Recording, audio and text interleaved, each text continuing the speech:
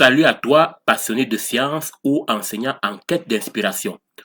Aujourd'hui, nous allons répondre à cette question. Pourquoi les globules rouges n'ont-ils pas de noyau? Est-ce un oubli de la nature? C'est en fait une solution brillante à un problème vital. Reste bien jusqu'à la fin. Tu vas voir comment cette stratégie est aussi utilisée dans notre quotidien. Commençons par une petite révision. Le noyau, c'est le centre de commande de la cellule, là où se trouve l'ADN, mais les globules rouges, eux, en sont dépourvus. Tu te demandes bien sûr comment une cellule peut-elle survivre sans noyau.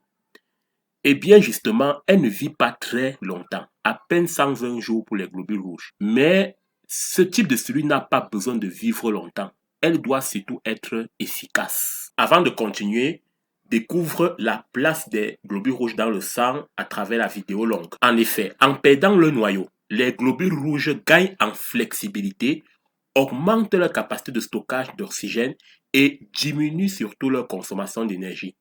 Là, c'est une véritable optimisation biologique. Dans notre quotidien, certains périphériques USB sont conçus sans interface système. Ils sont juste là pour transporter les données.